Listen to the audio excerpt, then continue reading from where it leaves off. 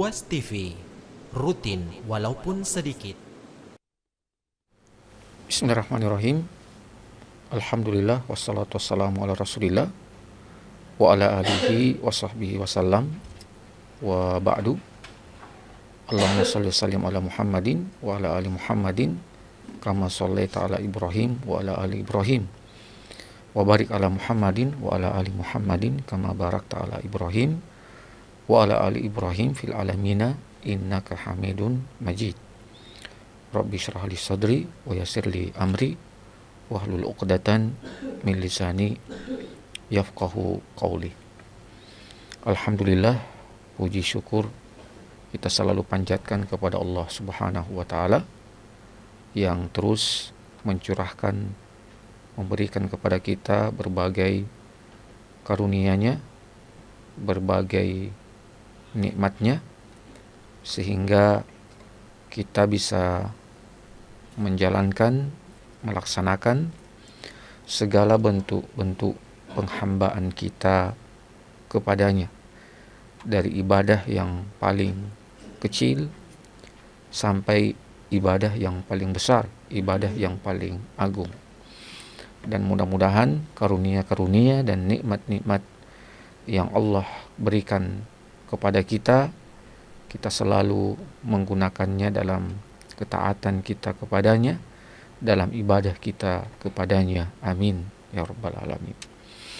Salam dan salawat juga senantiasa tercurahkan kepada baginda Nabi kita Muhammad sallallahu alaihi wasallam sebagai tauladan kita dalam segala perilakunya, dalam segala sunnah-sunnahnya, dalam segala petunjuk-petunjuknya. Karena sesungguhnya ketika kita selalu dan terus berpegang kepada petunjuk-petunjuk, kepada tuntunan-tuntunan beliau, maka niscaya kita akan menjadi manusia yang paling berbahagia.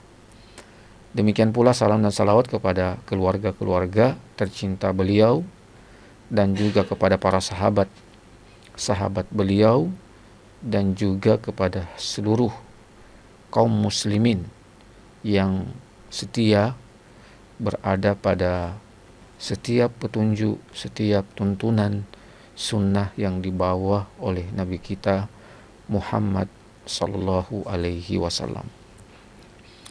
Nah, para pemirsa Ruas TV yang dicintai dan dimuliakan oleh Allah Subhanahu wa taala, InsyaAllah pada kesempatan 1 jam ke depan kita akan kembali mengkaji dan membahas segmen sirah tabi'in. Nah, InsyaAllah pada kesempatan yang mulia ini kita akan mencoba untuk mengangkat salah satu tokoh yang bisa juga disebut sebagai Sayyidut Tabi'in, penghulunya para tabi'in. Dan tabi'in ini adalah orang-orang yang tidak sempat bertemu dengan Nabi Shallallahu Alaihi Wasallam, walaupun sebagian dari mereka hidup di zaman Nabi, tetapi mereka tidak sempat bertemu dengan Nabi Shallallahu Alaihi Wasallam.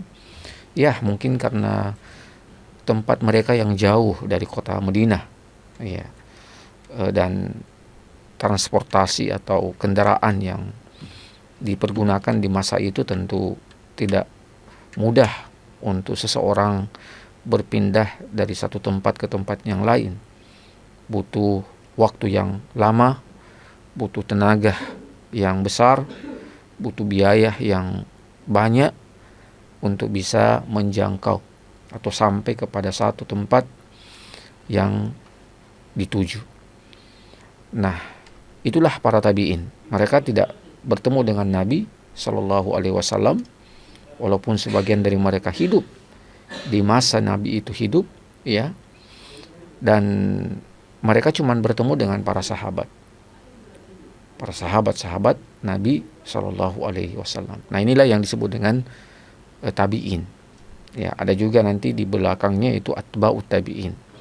Nah, kalau atba'ut tabi'in itu yang tidak bertemu dengan Rasulullah, tidak bertemu dengan sahabat, tapi mereka bertemu dengan tabi'in.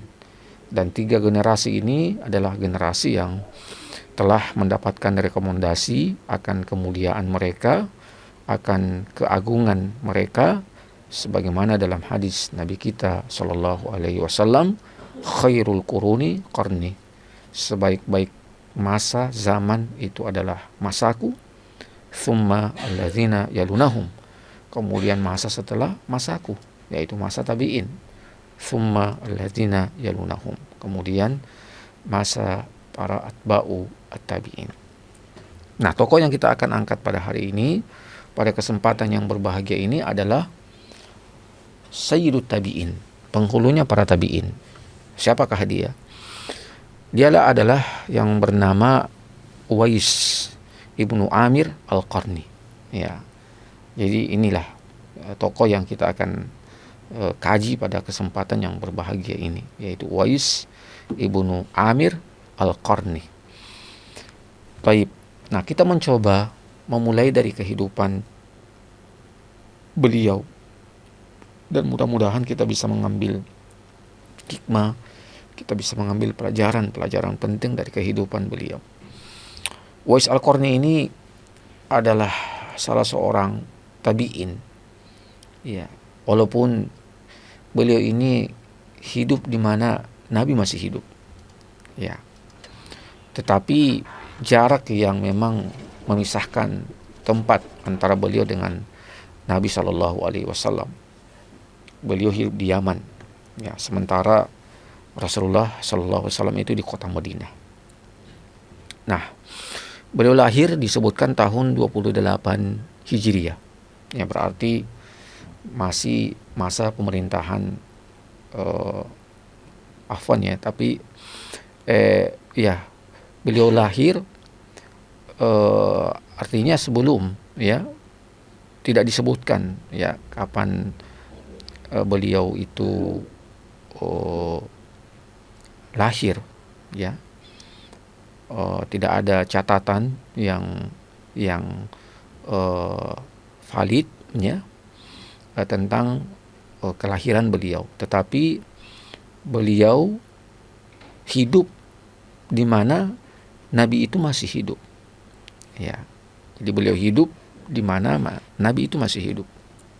Nah, kemudian dalam perjalanan beliau, ya, Uwais al-Qarni, orang lebih dekat atau lebih familiar, ya, memanggil dengan nama Uwais al-Qarni, ya, daripada Uwais bin Amir al-Qarni. Ya, cuman kalau di buku-buku kita akan mendapatkan nama beliau seperti itu, Uwais ibnu Amir al-Qarni. Cuman lebih familiarnya nama beliau yaitu dengan Uwais al-Qarni. Nah, jadi beliau ini hidup di masa Nabi itu hidup, ya. Nah, beliau rahimahullahu ta'ala, Uwais al-Qarni ini adalah sebagai Sayyidut Tabi'in, ya, sebagai penghulunya para tabi'in. Tentu predikat atau lakop, ya, yang disematkan kepada beliau dengan gelar Sayyidut Tabi'in bukanlah sesuatu yang tiada memiliki makna yang dalam, tiada memiliki makna yang agung, ya. Nah, jadi beliau ini diberi julukan dengan Sayyidut Tabi'in itu disebabkan karena banyak hal.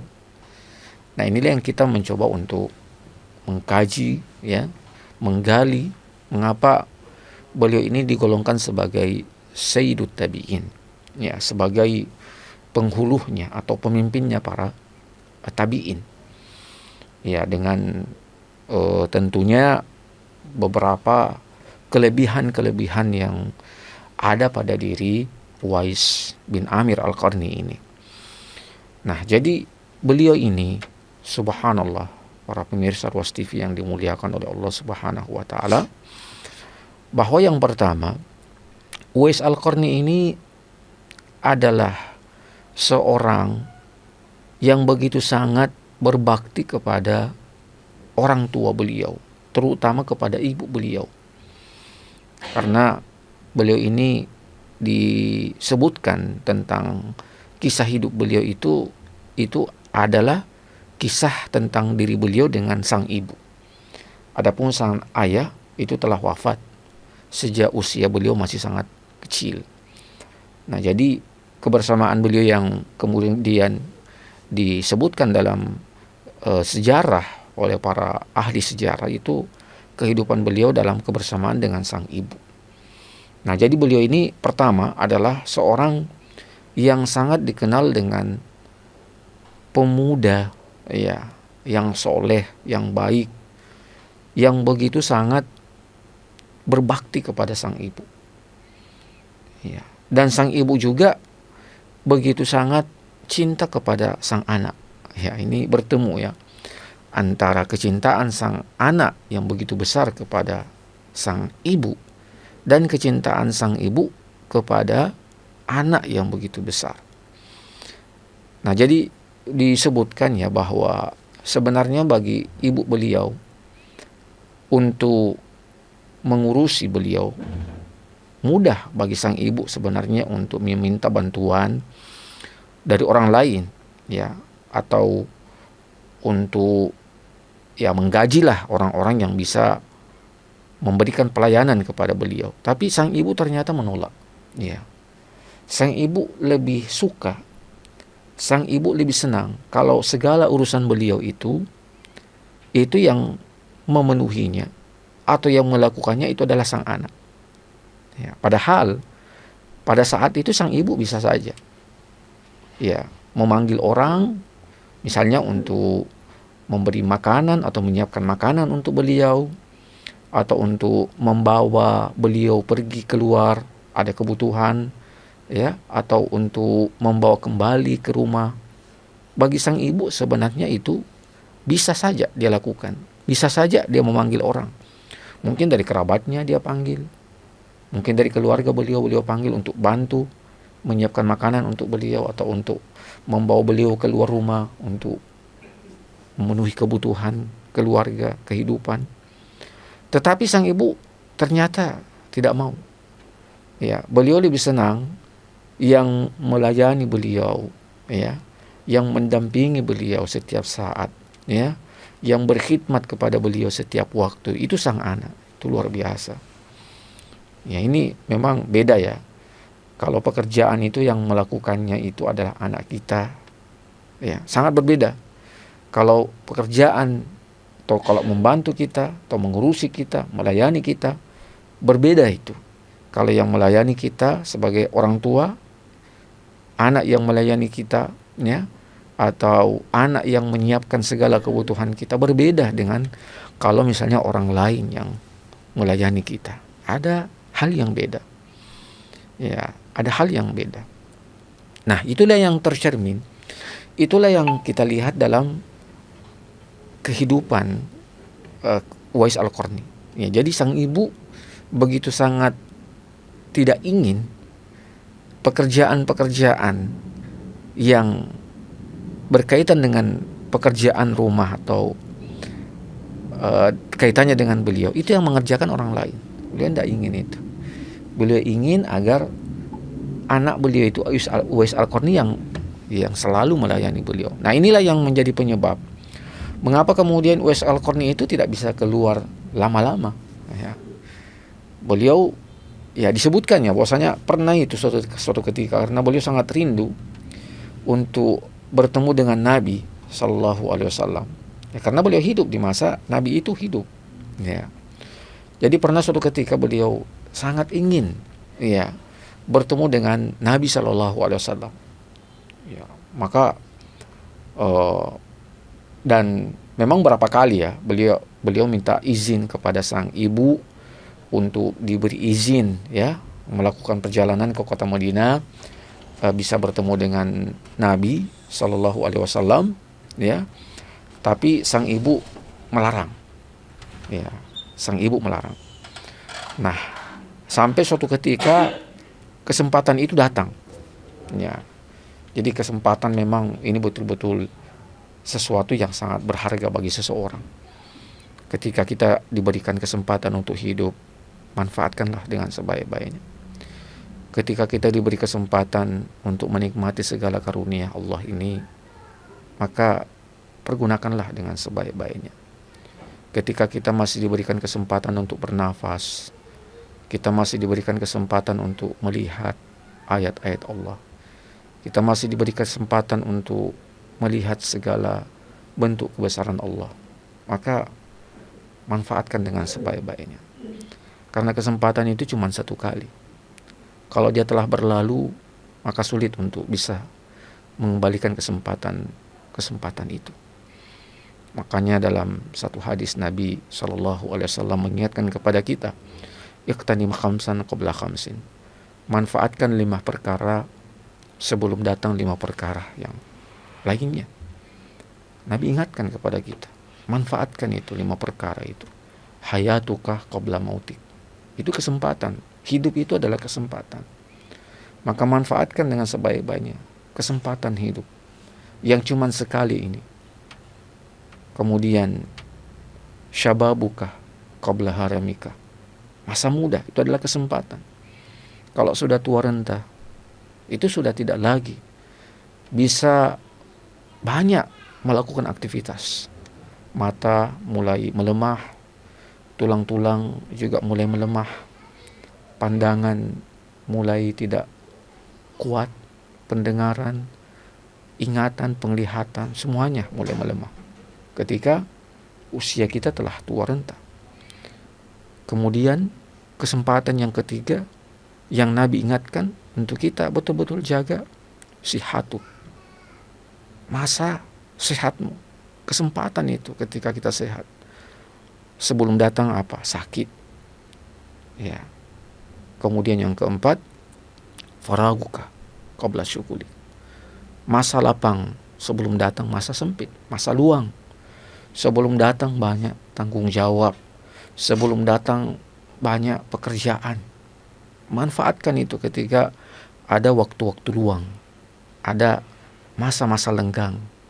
Manfaatkan dengan sebaik-baiknya. Kemudian yang kelima, kata Nabi SAW, ginauk qabla faqrik. Masa kayamu sebelum datang masa miskinmu. Itu manfaatkan. Karena itu adalah kesempatan. Nah, jadi kesempatan itu ketika datang kepada kita dalam hidup kita, maka pergunakanlah dengan sebaik-baiknya kesempatan itu. Nah, kita kembali kepada kehidupan Uwais Al-Qarni. Beliau ingin sebelum beliau wafat, ada kesempatan beliau bertemu dengan Nabi SAW. Dan niat itu sudah lama terpendam dalam hati beliau. Tetapi niat itu terkalahkan dengan apa? Dengan kecintaan beliau, ya, dengan kewajiban beliau, ya, kewajiban beliau sebagai seorang anak untuk berbakti kepada sang ibu yang telah tua renta. Ya. Sang ibu yang telah tua renta. Itulah yang menjadikan beberapa kali beliau harus menunda keberangkatan beliau. Sementara sebaliknya juga seperti itu, sang ibu juga tidak bisa lepas atau tidak bisa jauh daripada sang anak. Ya, tetapi Allah mentakdirkan suatu waktu beliau kemudian, sang ibu juga Allah bukakan hati beliau untuk bisa berpisah sesaat dengan sang anak. Maka pada kesempatan itu Uwais Al-Qarni diberi izin oleh sang ibu. Silakanlah berangkat ke kota Madinah, bertemu dengan Nabi SAW. Ya, maka bersiaplah Uwais Al-Qarni untuk menuju kota Madinah. Nah, ada pesan terakhir daripada sang ibu. Ya, apa pesannya? Beliau mengatakan dan berpesan kepada sang anak, wahai anakku, kalau kamu telah sampai di kota Madinah, ya, dan telah bertemu dengan Nabi, maka segera pulang. Jangan tinggal lama-lama di kota Madinah. Nah, ini pesan sang ibu. Jadi kalau sudah tiba di kota Madinah dan telah selesai urusannya, maka segera saat itu untuk kembali juga. Karena sang ibu ini tidak bisa lama berpisah dengan sang anak. Dan Uwais Al-Qarni juga memahami itu. Kalau tidak ada yang melayani atau yang kemudian membantu sang ibu, ya, sebenarnya ada, cuman sang ibu tidak mau. Ya. Nah, maka berangkatlah Uwais Al-Qarni ke kota Madinah dengan keinginan yang sangat besar. Ya, bertemu dengan apa? Bertemu dengan Nabi Shallallahu Alaihi Wasallam. Berangkatlah beliau. Setelah melakukan perjalanan beberapa lama, beliau akhirnya tiba di kota Madinah. Dan beliau tidak lagi menunda lama untuk jalan-jalan, ya. Kalau kita biasa, ya, kita menuju suatu tempat, ada suatu urusan, ya, kita manfaatkan biasa, ya, jalan-jalan, ya, lihat-lihat, ya, ketemu ini, ketemu itu, ziarah sana, ziarah sini, ya. Ah, itu bagi Uwais Al-Qarni tidak. Ya, beliau satu tujuan. Ya.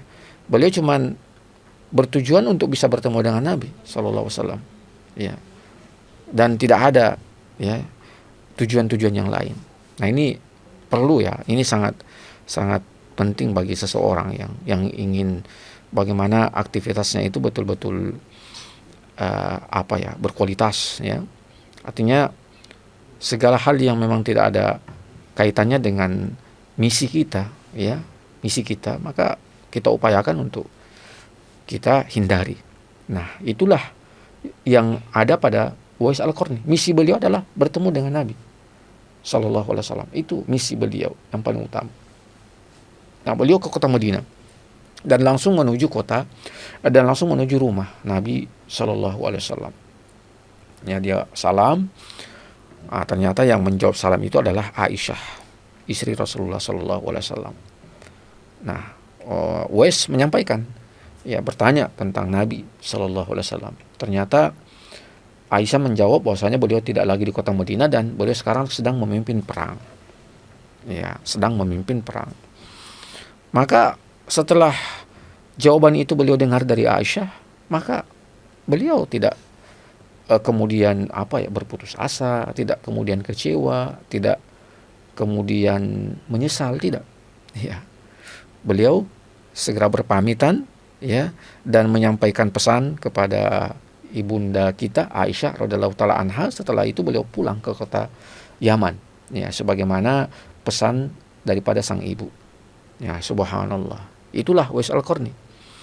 Ya, jadi beliau ketika beliau tidak sampai kepada apa yang beliau inginkan, apa yang beliau dambakan, melihat wajah Nabi, bertemu dengan Nabi Sallallahu Alaihi Wasallam, itu tidak membuat beliau sedih hati, ya.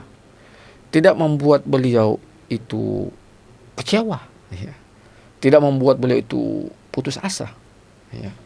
Padahal, ya, jarak yang sudah begitu jauh yang beliau tempuh, ya, kemudian harus meninggalkan sang ibu yang begitu sangat beliau sayangi, ya. Tapi semua itu tidak membuat beliau kecewa, ya. Tidak membuat beliau berputus asa. Inilah seorang muslim sejati, ya. Muslim sejati itu seperti itu, ya. Ketika harapan beliau itu tidak sesuai dengan realitanya, maka bukan menjadi penyebab beliau harus berputus asa, bukan menyebabkan beliau harus bersedih hati, larut dalam kesedihan, tidak, ya.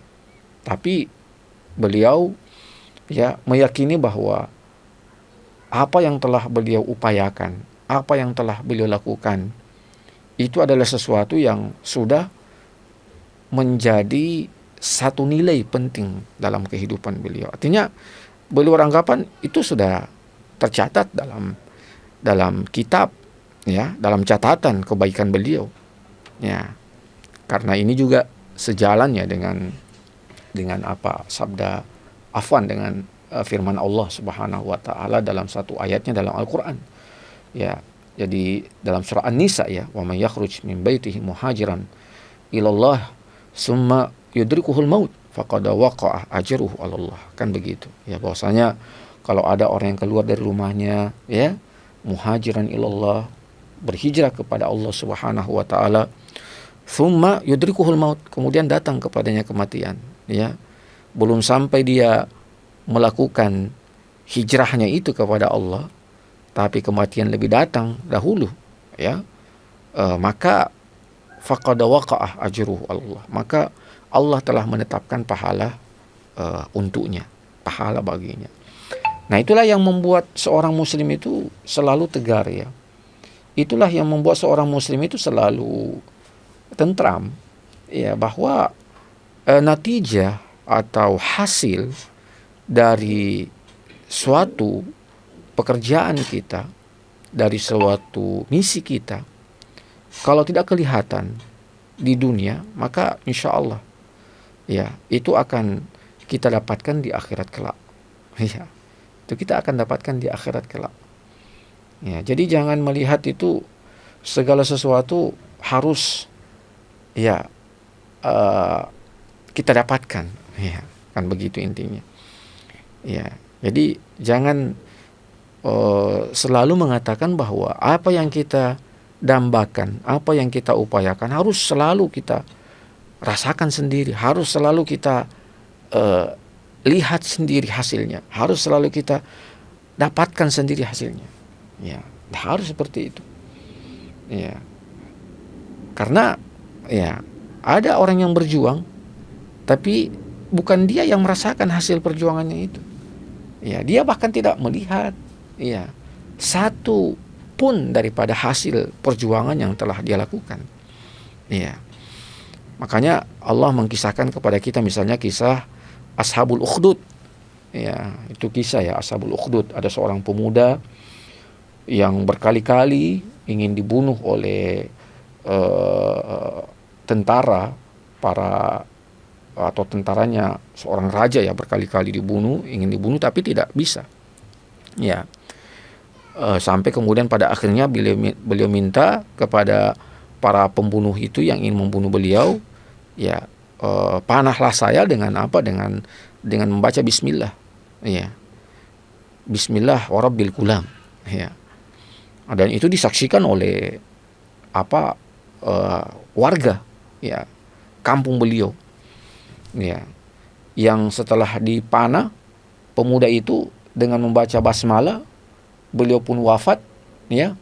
Dan setelah beliau wafat semua orang sekampung itu beriman kepada Allah Subhanahu wa taala. Ya. Jadi di sini pemuda itu tidak melihat ya hasil daripada perjuangan beliau. Ya.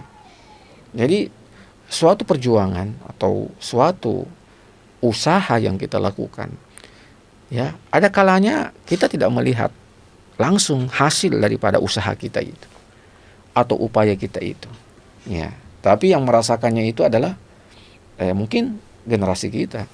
Coba kita lihat Nabi Sallallahu Alaihi Wasallam. Beliau tidak melihat Islam itu sampai ke Indonesia. Beliau tidak melihat Islam itu sampai ke Eropa. Beliau itu tidak melihat Islam itu sampai ke Afrika. Beliau itu tidak melihat Islam itu sampai ke Cina, sampai ke India, ya. Tapi ya apa yang beliau telah perjuangkan, apa yang telah beliau lakukan, itu sekarang telah nyata buahnya, telah nyata hasilnya, ya. Nah, itulah yang menjadi hal terpenting dalam kehidupan kita, yang kita tadi berkaca daripada kehidupan seorang Uwais Al-Qarni, ya. Beliau ketika tidak bertemu dengan Nabi Sallallahu Alaihi Wasallam di kota Madinah, beliau tidak putus harapan, ya. Beliau tidak kecewa, ya. Beliau tidak berputus asa, ya. Beliau dengan gembiranya menyampaikan kepada Aisyah pesan yang ingin beliau sampaikan kepada Nabi Sallallahu Alaihi Wasallam. Setelah itu beliau kembali ke kota Yaman. Nah, inilah ya satu kekuatan yang harus kita miliki, satu nilai yang harus ya kita miliki, ya, bahwa harapan, cita-cita kadang ya tidak kita melihat hasilnya, ya, tetapi ya cita-cita itu, harapan itu datang setelah beberapa masa setelahnya atau setelah beberapa waktu setelahnya. Nah, jadi beliau pun kembali ke kota Yaman, ya, bertemu kembali kepada sang ibu tercinta dan kembali beraktivitas sebagaimana biasanya, melayani kehidupan sang ibu, membantu sang ibu, ya, bahkan membawa masuk dan keluar rumah ya kepada ibunda beliau. Ya, bahkan disebutkan ya ketika beliau telah jadi sang ibu ini sampai kemudian beliau itu ingin sekali melakukan ibadah haji. Ya, ingin sekali melakukan ibadah haji. Nah, jadi disebutkan bahwasanya Uwais Al-Qarni itu yang menggendong sang ibu. Ya. Jadi bayangkan beliau bawa itu sang ibu, ya.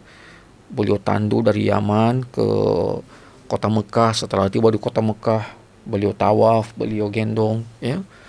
Sa'i juga seperti itu. Itu sangat luar biasa. Birrul walidain.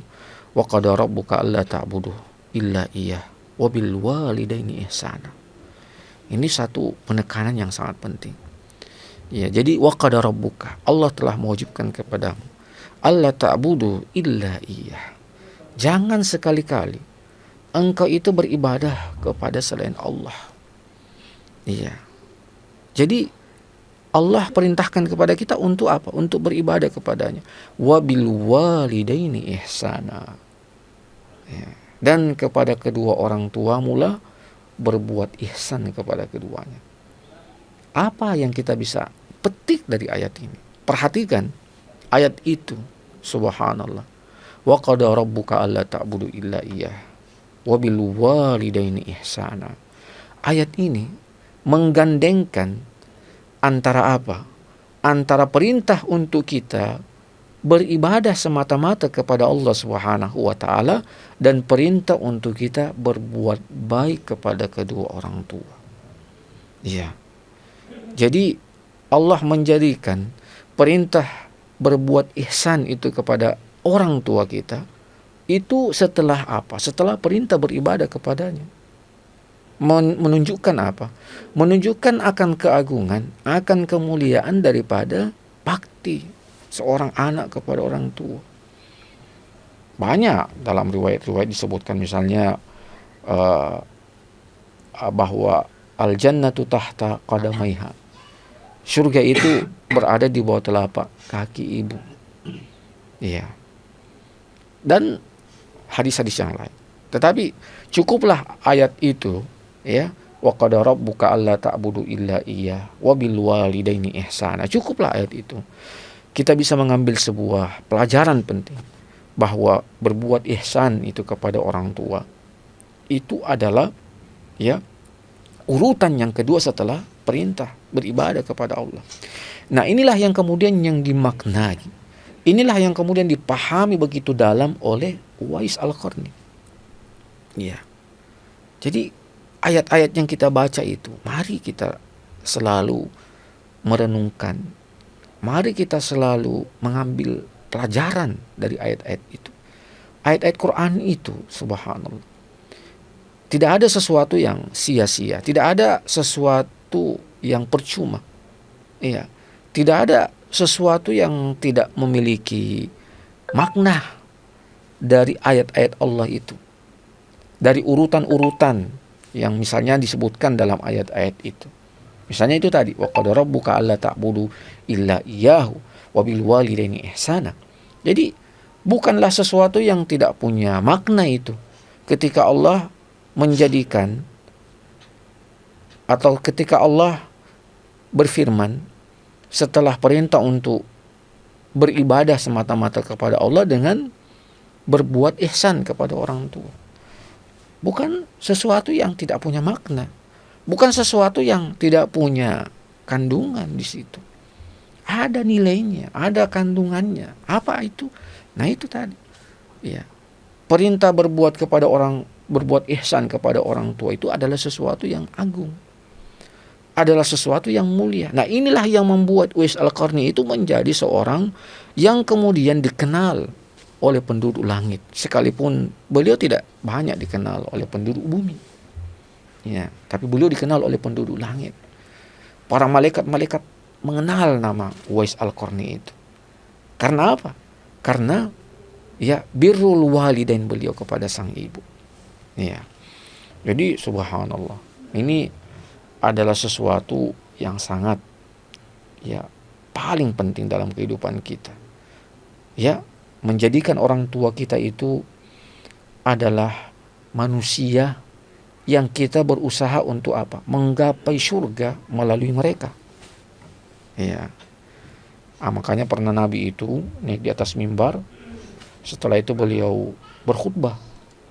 Ya, cuman sebelum beliau khutbah itu disebutkan setiap kaki beliau menaiki tangga mimbar khutbah itu mengatakan amin, amin, amin sampai 3 kali. Ya, sampai setelah beliau selesai khutbah, para sahabat bertanya kepada Nabi, "Wahai Nabi, kami mendengar engkau mengatakan amin, amin, amin. Apa itu maknanya?" Ya, maka Nabi sampaikanlah. Ya, Nabi mengatakan bahwasanya saya mengaminkan doanya malaikat. Jadi ada 3 doa malaikat dan semua saya aminkan. Salah satunya itu adalah doa malaikat kepada anak, ya, yang mendapati kedua orang tuanya tapi tidak masuk surga padahal dia bersama dengan orang tua beliau. Ya. Ragima an fimri'in, ya, adraka walidayhi, ya. Jadi merugilah, celakalah seseorang yang masih bertemu dengan orang tuanya tapi tidak menjadikannya masuk surga dengan keberadaan daripada kedua orang tuanya tersebut.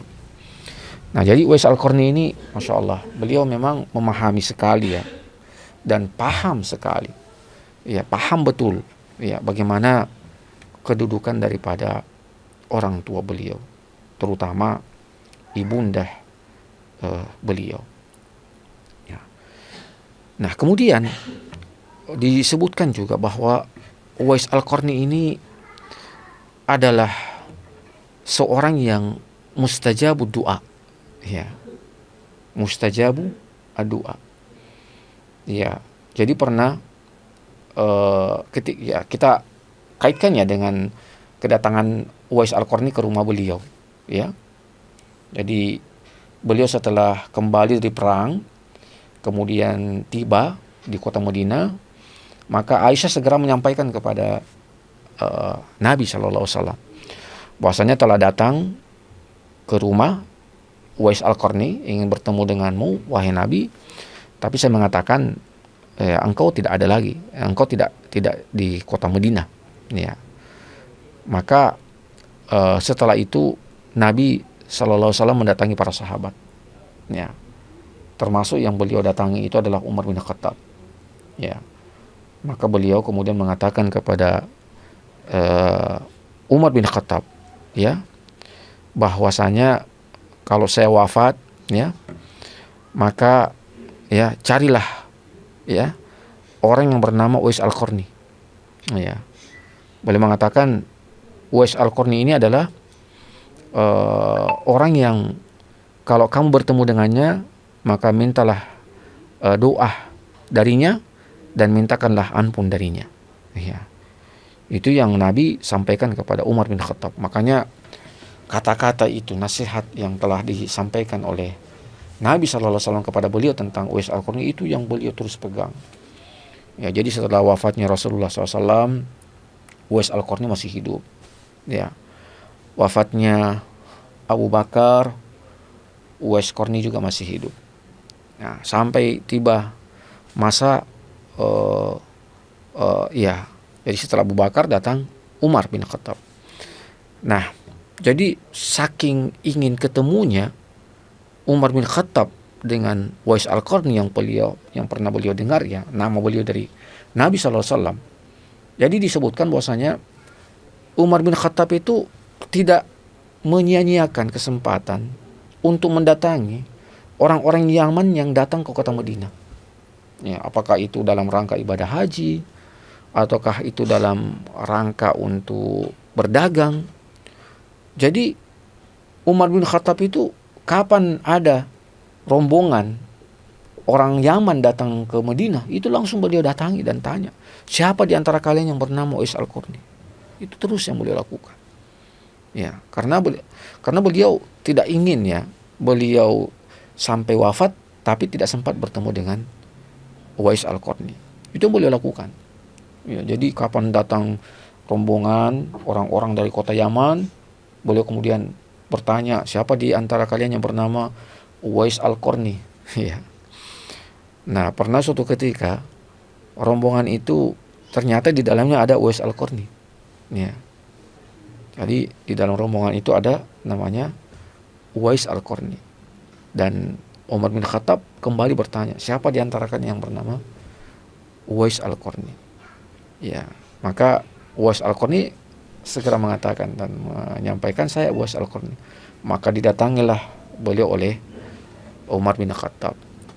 Nah, setelah itu beliau sampaikan, ya, beliau mengatakan bahwasanya saya mendengar dari Nabi Shallallahu Alaihi Wasallam bahwasanya kalau saya ini telah wafat, maka jangan pernah melupakan dan mencari seorang yang berasal dari kota Yaman yang bernama Uwais Al-Qarni. Ya, mintalah doa darinya dan mintalah ampunan darinya. Ya. Dan itu yang kemudian dilakukan oleh Umar bin Khattab sampai pada akhirnya beliau bertemu dengan Uwais Al-Qarni. Dan Uwais Al-Qarni kemudian mendoakan beliau dan memintakan ampun untuk Umar bin Khattab. Ini sekelas Umar bin Khattab, ya. Ya. Yang orang termulia, ya. Orang termulia setelah Abu Bakar As-Siddiq. Masih saja apa? Meminta doa dari seorang yang sebenarnya dari level beda. Ya. Beliau bukan sahabat. Ya. Abu Umar seorang sahabat. Beliau cuma tabi'in. Ya. Nah, di sini ada pelajaran penting bagi kita semua, para pemirsa Ruas TV yang dimuliakan oleh Allah Subhanahu wa taala. Bahwasanya Nabi itu, ya, bisa memberikan jaminan. Ya, apakah jaminan surga kepada beberapa sahabat, misalnya Ukasha, itu kan ada juga orang yang setiap masuk masjid Nabi mengatakan huwa min ahlil jannah. Nah, termasuk Uwais Al-Qarni ini. Ya.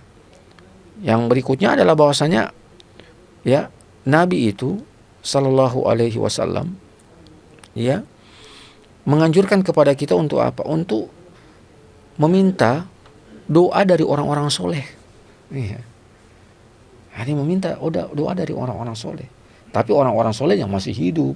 Nah, ini penting. Bukan orang-orang soleh yang telah wafat. Ya. Orang-orang soleh yang masih hidup. Ya. Jadi bukan orang-orang soleh yang telah wafat. Berdoa kepada orang-orang soleh yang telah wafat ini bisa menjurus kepada kesyirikan. Ya. Nah, kita dibolehkan meminta doa kebaikan dari orang-orang soleh, ya, sebagaimana yang dilakukan oleh Umar bin Khattab, dan itu adalah merupakan pesan daripada Nabi Sallallahu Alaihi Wasallam. Nah, mengapa? Ya, kita datang kepada salah seorang ustadz yang kita anggap kealimannya, yang kita anggap keikhlasannya, ya, kita minta kepada beliau misalnya, tolong ustadz doakan saya, ya, saya ada masalah, ada problema hidup, doakan untuk saya dimudahkan menjalani kehidupan saya yang sulit ini. Ya, itu tidak mengapa, bahkan itu adalah sesuatu yang baik, ya, karena bisa saja dia mendoakan kita dan itu mustajab. Apalagi alim ulama, ya, para ustadz yang soleh, itu mudah-mudahan doa-doa mereka itu mustajab. Nah, itulah yang dilakukan oleh Umar. Dan yang berikutnya itu menunjukkan, ya, akan ketawaduan Umar. Ya, menunjukkan akan ketawaduan Umar, tidak menjadikan beliau dengan segala kelebihan beliau, ya, sebagai seorang khalifah, sebagai seorang manusia yang terbaik setelah Abu Bakar, itu tidak menjadikan beliau ujub, tidak menjadikan beliau lepas kendali, tidak menjadikan beliau sombong, ya. Bahkan beliau semakin merendahkan diri, terutama kepada orang-orang yang soleh, ya. Jadi tidak seperti sosok-sosok pemimpin yang kita lihat dengan kepemimpinannya kadang, ya, bersikap sombong, kadang bersikap takabur, ya, kadang merasa yang paling tinggi, ya. Nah, itu misalnya Fir'aun, ya. Ini kan sosok pemimpin yang merasa sombong dengan jabatannya, dengan kekuasaannya, yang pada akhirnya Allah binasakan. Yang sebenarnya itu Allah inginkan untuk jadi pelajaran bagi para pemimpin-pemimpin setelahnya. Ya, ada Namrud juga seperti itu, dibinasakan oleh Allah. Padahal dia adalah seorang raja, cuman dia sombong dengan kekuasaannya, dia sombong dengan kekuatannya, dia sombong dengan jabatannya, maka Allah pun membinasakannya. Jadi pelajaran penting di situ, karena yang Umar ini dikenal dengan dengan khalifah yang sangat tawadu ya. Itu sudah sesuatu yang saya kira kita semua sering mendengar ya. Beliau kadang memikul sendiri gandum untuk beliau bawa kepada rumah-rumah yang membutuhkan ya. Beliau pernah membantu seorang pejalan musafir yang bersama dengan istri beliau, kemudian istrinya itu melahirkan, dibantulah oleh Umar bin Khattab ya, sampai selesai melahirkan dan sampai selesai diurus. Orang musafir itu tidak tahu kalau yang membantu istri beliau itu bisa melahirkan itu adalah Umar bin Khattab ya. Jadi memang kalau sosok pemimpin yang patut untuk menjadi teladan bagi para pemimpin-pemimpin hari ini ya itu Umar bin Khattab ya. Itu sosok kepemimpinan yang sesungguhnya itu ada pada mereka, ada pada Rasulullah, ada pada Abu Bakar, ada pada Umar bin Khattab, ya, ada pada Utsman bin Affan, ada pada Ali bin Abi Thalib, ada pada Umar bin Abdul Aziz, ada pada Harun ar-Rasyid, ada pada Abu Ja'far al-Mansur. Ya, ini kita kumpulkan saja ya berbagai kepribadian kepemimpinan yang ada pada mereka. Misalnya kepada Muhammad Al-Fatih juga, ada kepada Saifuddin Qutuz juga. Itu kan para pemimpin-pemimpin yang telah telah membuktikan ya model kepemimpinan mereka yang berhasil ya. Jadi bercontohlah kepada para pemimpin-pemimpin muslim yang telah membawa dunia ini kepada keadilan, yang telah membawa dunia ini kepada kemakmurannya, yang telah membawa dunia ini kepada kesejahteraannya. Contohilah model-model kepemimpinan mereka. Ya, bukan mencontohi model kepemimpinan yang masih hidup. Ya, karena orang yang masih hidup itu masih belum ya kita katakan selamat 100% dari hal-hal yang buruk. Ya, belum tentu. Ya, karena itu masih masih bisa saja berbalik arah ya. Sebagaimana yang kita lihat dalam beberapa pemimpin-pemimpin ya, awalnya bagus, baik, tetapi tiba-tiba berbalik arah menjadi pemimpin yang tidak baik lagi ya. Nah, ini penting. Nah, subhanallah para pemirsa Ruas TV yang dimuliakan oleh Allah Subhanahu wa taala, bahwa ya Uwais Al-Qarni itu ya beliau dikenal dengan ya kemustajaban doa beliau ya, sampai orang seperti Umar bin Khattab itu harus bersusah-susah mencari Uwais Al-Qarni. Bayangkan ya, beliau harus bersusah-susah karena setiap kafilah yang datang dari Yaman harus beliau tanya siapa di situ Uwais Al-Qarni ya. Itu saking begitu berharganya ya bagi Umar bin Khattab sosok Uwais Al-Qarni. Padahal ya sampai Umar saja tidak kenal itu pada awalnya mana itu Uwais Al-Qarni. Makanya beliau bertanya, siapa di antara kalian Uwais Al-Qarni? Iya. Nah, saya juga pernah mendengar ya bahwasanya Uwais Al-Qarni itu ketika mendengar Nabi Sallallahu Alaihi Wasallam dalam perang Uhud ya, itu jatuh gigi geraham beliau. Saya pernah mendengar bahwasanya Uwais Al-Qarni itu saking cintanya kepada Nabi Sallallahu Alaihi Wasallam, dia juga ikut menjatuhkan gigi geraham beliau. Ya. Jadi dalam perang Uhud ya, tahun ketiga Hijriah. Perang Badar kan tahun kedua. Perang Uhud tahun ketiga Hijriah. Ya. Perang yang mempertemukan pasukan Islam dipimpin oleh Nabi dengan pasukan kafir Quraisy yang dipimpin ketika itu oleh salah satunya adalah Khalid bin Walid ya. Nah, dalam perang itu hampir saja Nabi itu ya mungkin karena keteledoran ya, karena ketidak komitmenan para pemanah yang telah diperintahkan oleh Nabi untuk tetap komitmen di tempat itu sampai betul-betul perang usai dan kemenangan pada umat Islam. Tapi ya dunia datang merasuki hati-hati mereka, para pemanah itu akhirnya mereka meninggalkan tempat memanah mereka, dan disitulah ya terjadi peristiwa yang hampir mewafatkan Nabi Shallallahu Alaihi Wasallam. Nah disitulah disebutkan Uwais Al-Qarni ketika mendengar itu, beliau ambil batu dan beliau hancurkan juga, beliau jatuhkan beliau punya gigi geraham. Ya karena apa? Karena kecintaan yang sangat besar. Ya dan mungkin juga karena beliau merasa ya bahwasanya beliau tidak sempat ya ikut bergabung dalam pasukan Islam, dalam pasukan kaum muslimin yang dipimpin oleh Nabi Sallallahu Alaihi Wasallam. Ya, jadi dan memang dalam hadis Nabi Sallallahu Alaihi Wasallam bahwasanya almar'u ma'a man yukhaliluhu. Ya, jadi seseorang itu nanti akan dikumpulkan dengan orang yang bersama dengannya, yang dia cintai. Ya, jadi kebersamaan dengan manusia-manusia soleh, kebersamaan dengan manusia-manusia baik itu adalah kebersamaan yang harus menjadi prioritas dalam kehidupan kita. Ya, bersamailah orang-orang soleh. Ya, hiduplah dengan orang-orang soleh.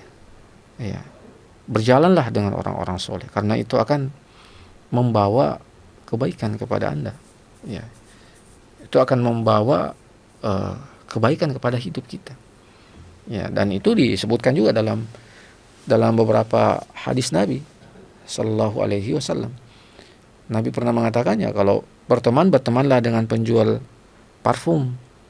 Ya, karena kalau kita tidak bisa beli parfumnya, paling tidak kita bisa kena aroma harumnya. Ya, jangan berteman dengan pandai besi, yang kalau kita tidak kena percikan apinya, kita akan kena dengan aroma yang tidak sedapnya ya dari besi tersebut.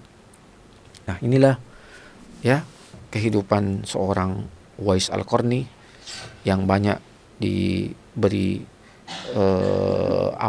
gelar oleh para penulis-penulis sebagai manusia yang tidak dikenal oleh penduduk bumi, tetapi beliau sangat dikenal oleh penduduk langit.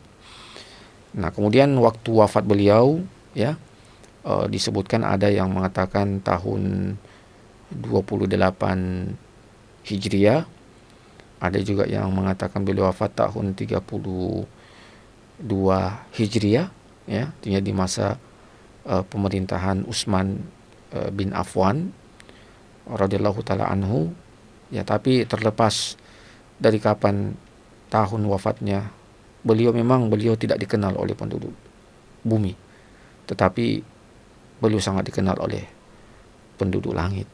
Apa yang menyebabkan beliau dikenal oleh penduduk langit?